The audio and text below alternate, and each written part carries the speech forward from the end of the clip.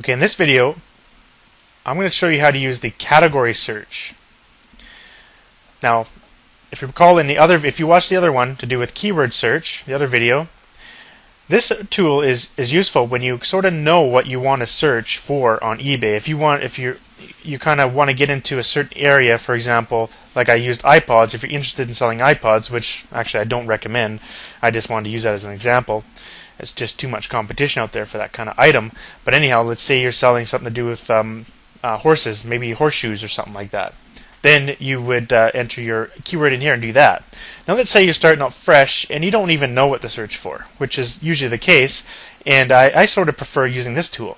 Now what's this one all about? Again, what you can do is you can search different eBay sites. I'll just stick with ebay.com. You can select the minimum number of bids that you want to get for each item that you want to return, and then you have to enter a category number. Now if you don't know the category number, that's not a problem. I've integrated a little useful tool here. All you have to do is click the category. Now before I do that, the purpose of this tool is basically what it does, it will, for the given category, it will search through the entire category, every single listing in that category. So this can take a while if you're searching a large category, and it will return all of the auctions in that category with the minimum number of bids that you specify here. And that's in the current listings, or you can specify the completed listings. And again, as I mentioned in the other video, I've included a little option here to only display the completed items that have sold. Now this little option here only applies to completed items and not current listings only, because obviously current listings they haven't sold yet. Okay, let's do this by using an example. I'm just going to click the categories button here, and what it does, it brings up basically a built-in HTML web browser. Now what you do here is you find a corresponding category that you would like to search. Now if you don't, like you can see here, if you scroll down, there's a lot, and so it can get difficult trying to find which category you're interested in. And what you can do is utilize this little button up here, the find button. You just click that and type in here a keyword. Let's say you're interested in let's make something up here. Children's book. Didn't find that. How about child? Well, there we go. Children's books. And I just made that up, and there's a whole category on that. All right. Children's books.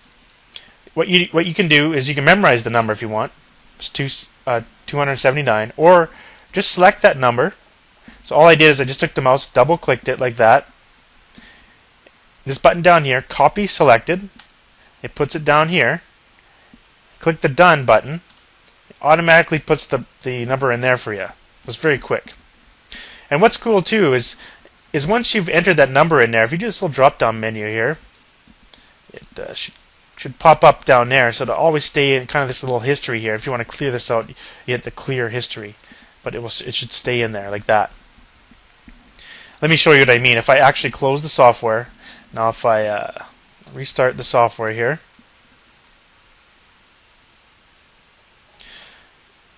go back to the category search. Let me just resize the window so we can see a little bit better. And you go here, it should be in this drop down. It's saved in there for you. Makes it a little lot more convenient when you don't have to keep searching for that category number. So let's go ahead and just search the current listings. I'm just going to do a minimum, let's say 5 bids. And I'm just going to search the first page for now, because I know it's going to return probably more than 1 pages, and we don't want to sit here forever. But I just want to demonstrate how it works. Let's go ahead and click that. It's going to go to go to eBay and gather some information. Sometimes you got to be a little bit patient while the software communicates with eBay. It's actually only found 4 pages here, so it's only searched to the first page, and you can find all the items that have these high number of bids. As I mentioned in the other video, you can sort each column by clicking the header, or the column header at the very top here. Now let's go ahead and search for completed listings. And you can see this confirmation coming up here because I'm searching again. It's if you click yes, it's going to continue, and you're going to lose all your data. If you click no, then you have the option to come back here and save your data before you do another search. I'll just click yes and continue. As I mentioned in the other video, you have to be logged into your eBay account in order to access the completed items data. And I will demonstrate that to you in just one moment. So it's found 21 items with over 5 bids on the first page, and looks like they all sold. Now let me go to 0 bids and just explain to you what I mean by all sold here. You'll notice that some of these will be green and some of them will be red. The green color signifies that the corresponding auction sold.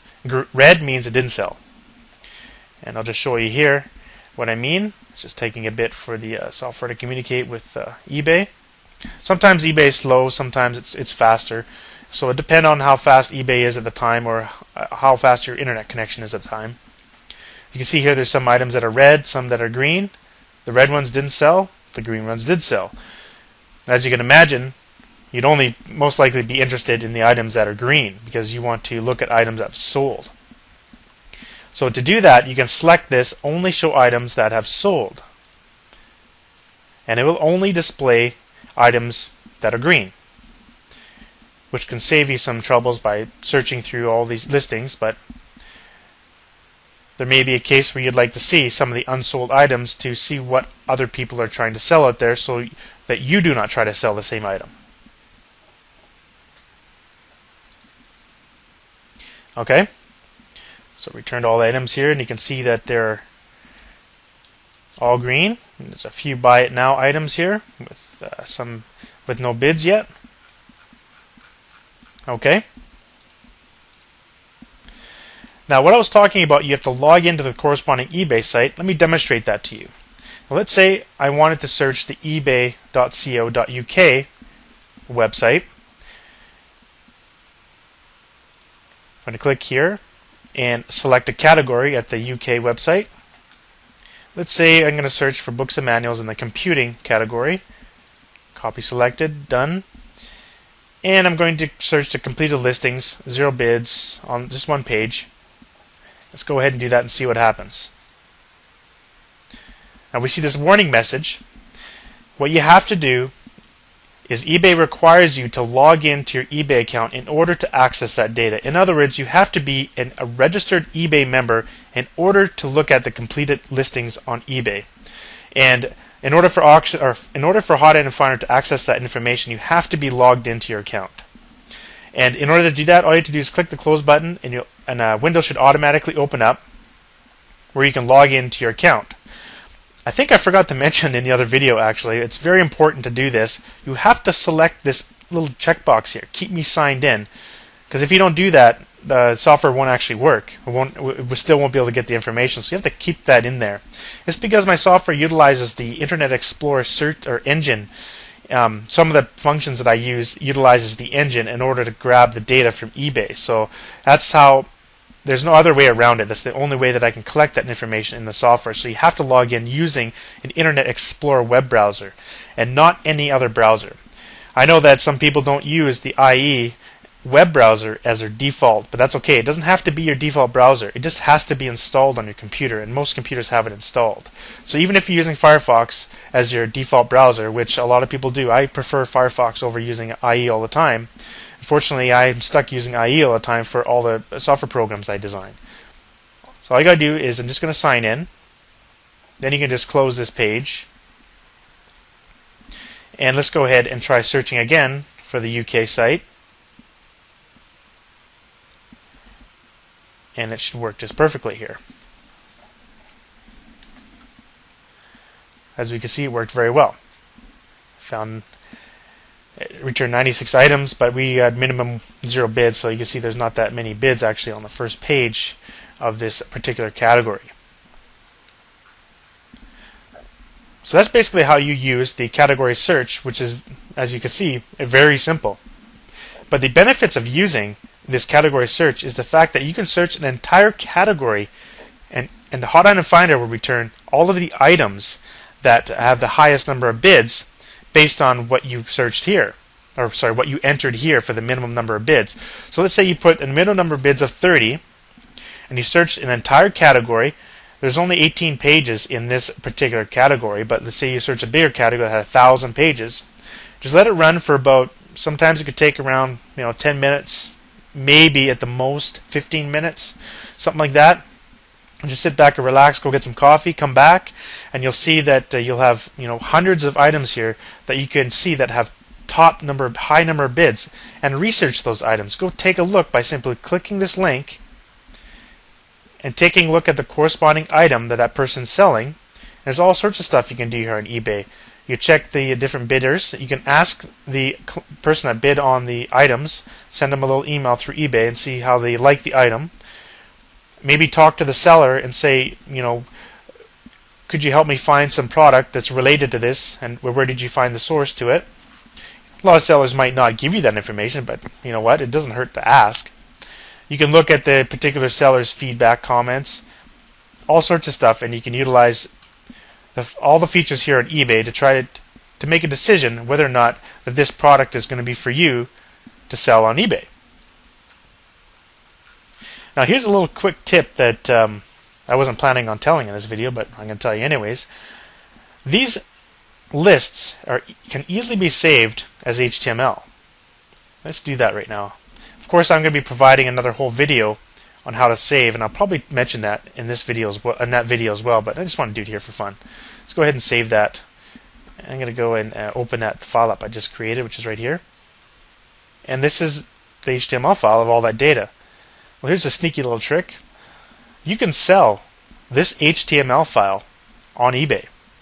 Just say you have all the hot items for a particular category, which in this case, the category that we searched was this one here, which you recall was the books and manuals, computing, and then books and manuals category on the ebay.uk website.